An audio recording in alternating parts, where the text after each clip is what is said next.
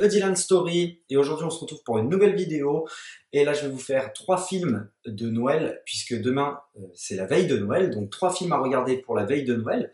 Et du coup avant ça je vais vous parler un petit peu de ma chaîne puisque maintenant il y aura une vidéo systématique le mercredi et le samedi. Donc le mercredi et le samedi il y aura du contenu systématiquement sur ma chaîne YouTube, donc ça va être alimenté très fortement, donc n'hésitez pas à vous abonner, justement c'est très important pour le développement de ma chaîne, vous abonner, liker et partager. Aussi commenter parce que moi je suis là pour partager ma passion avec vous et donc à interagir avec mes vidéos. Dites-moi ce que je peux améliorer et n'hésitez pas à commenter si le sujet vous plaît, vous parle, à commenter avec moi, j'interagirai avec vous sans souci. C'est très important. Voilà, merci. Du coup, on va tout de suite rentrer dans ce top 3 spécial Noël, hein, puisque demain, comme je l'ai dit précédemment, c'est la veille de Noël.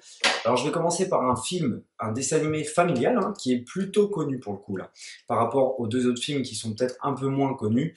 Le Pôle Express, tout simplement, de Robert Zemeckis. Donc, le Pôle Express de Robert Zemeckis, c'est un dessin animé qui va parler d'un petit garçon qui ne croit plus en Noël, hein, puisqu'il a vu ses parents tout simplement poser les cadeaux sur le sapin de Noël, donc il ne croit plus en ça. Mais il va se passer une chose, c'est qu'un train va débarquer au milieu de la nuit du réveillon de Noël pour l'embarquer vers un voyage vers le pôle Nord. Donc le train s'appelle le Pôle Express puisqu'il va au pôle Nord pour découvrir au bout quoi. Alors ça, je vous laisse le découvrir. Alors, je suis un petit peu mitigé parce que je m'en rappelle plus à l'époque si je l'ai vu quand je croyais encore au Père Noël ou non. Le truc, c'est que bon, pour les gosses qui croient encore au Père Noël, je le déconseille du coup parce que il va peut-être se dire ah mais en fait le Père Noël n'existe pas. Donc on va éviter, je pense, les enfants qui ne croient pas au Père Noël, croient au Père Noël, pardon. Et par contre les enfants qui ne croient pas au Père Noël, ils peuvent le regarder et justement ça va peut-être leur donner un petit souffle, un petit souffle de magie quoi. Ne pas voir que les cadeaux, voir tout simplement la magie de Noël. La magie de Noël c'est plein de choses à la fois et ce film le décrit à merveille. Alors c'est fait avec de la motion capture, donc c'est une petite révolution d'époque. Robert Zemeckis il l'a fait aussi avec un autre film, ça a mal vieilli, je trouve. Je l'avais pas revu depuis quelques années. Généralement, je le regardais chaque année pour Noël, mais là, ça faisait 3-4 ans que je l'avais pas vu. Et c'est vrai que ça a pas mal vieilli quand même au niveau de l'animation, malheureusement.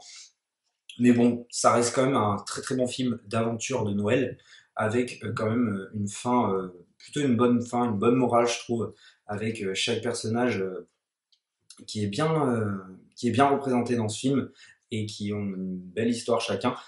Et notamment surtout le personnage principal, mais aussi je pense à un personnage secondaire qui va être quelqu'un qui vit dans les quartiers pauvres tout simplement et qui va à la fin avoir une petite surprise quoi. Et c'est vraiment sympathique, c'est vraiment typique des films de Noël quoi. Voilà. Donc pour ceux qui l'auraient pas vu et qui ne savent pas quoi regarder demain, n'hésitez pas à regarder le Pôle Express.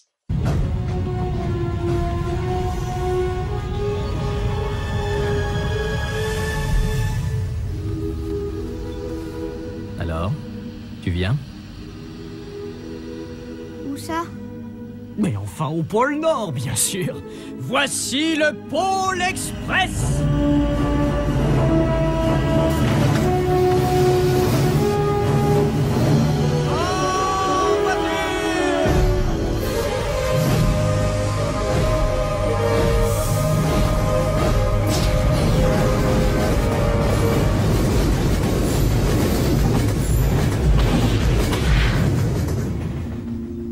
Ensuite, Santa et compagnie, tout simplement, de Alain Chabat.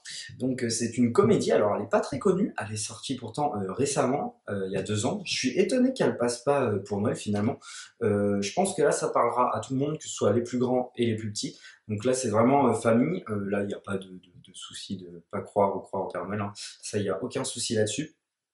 Donc moi j'adore Alain Chabat déjà de base. Bon, pour ceux qui aiment Alain Chabat, c'est peut-être pas le truc, mais le truc à regarder en famille avec ses gosses, ça peut être vraiment sympathique. Alors de quoi ça parle? Ça parle des 92 lutins du Père Noël qui tombent malades juste avant Noël. Donc le Père Noël va devoir aller en ville pour trouver un remède contre la maladie de ces lutins. et il va atterrir chez une famille, et il va y avoir toute une histoire avec cette famille et le Père Noël. Il va y avoir des petites scènes vraiment marrantes, vraiment cocasses. Bon, Alain Chabat, moi je trouve qu'il gère l'humour à merveille, hein, donc voilà.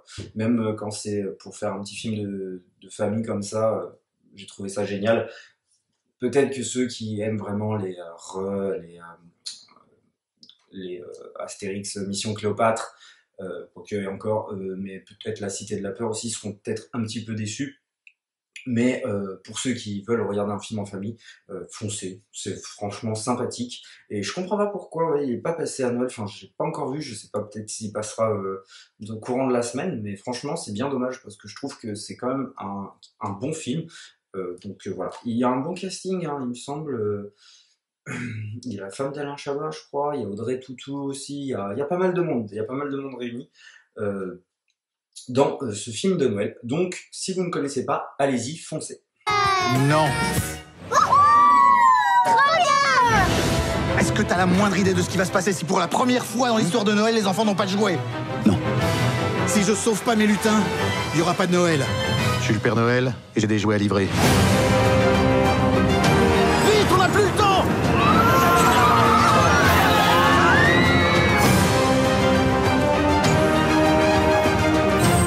Ça me fait réaliser que tout n'arrive pas magiquement, comme ça.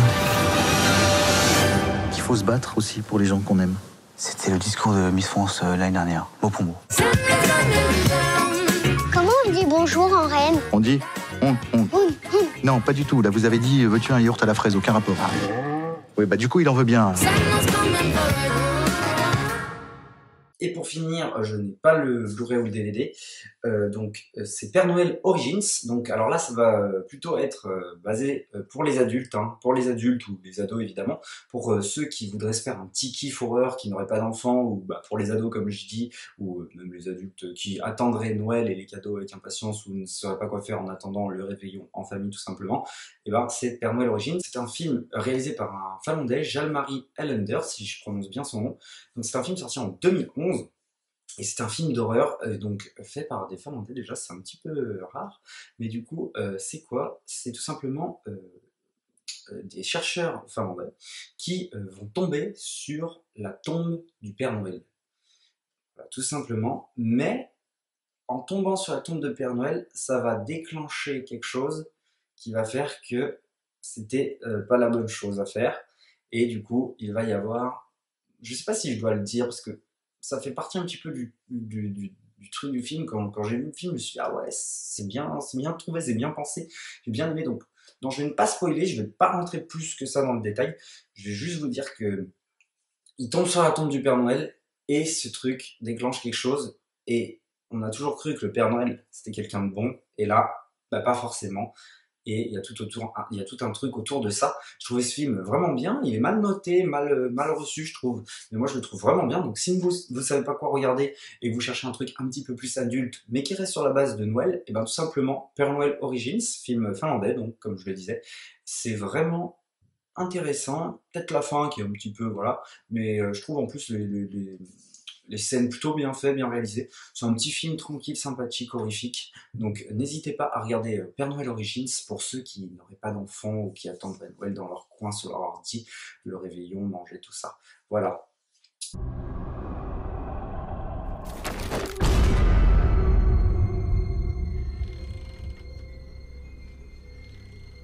We have Santa Claus. Who is that? Where is Mr. Green? Selitä sille, että meillä on täällä pukki myytävänä.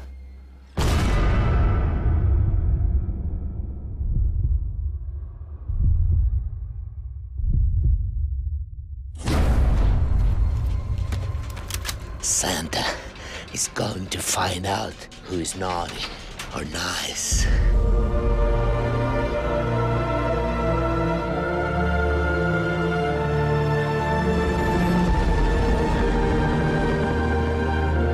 Rauhallista joulua.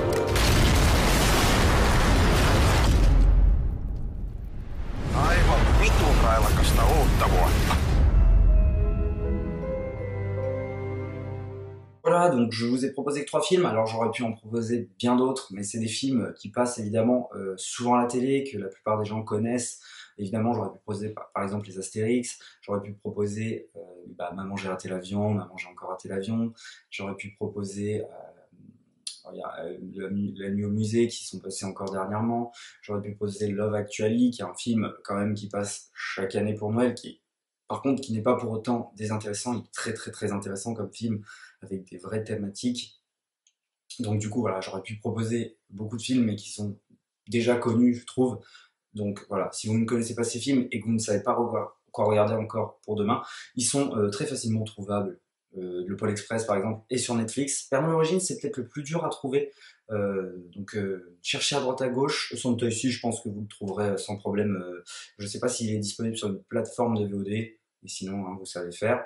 Donc moi je vous souhaite de joyeuses fêtes tout simplement, passez un bon réveillon et puis on se retrouve samedi.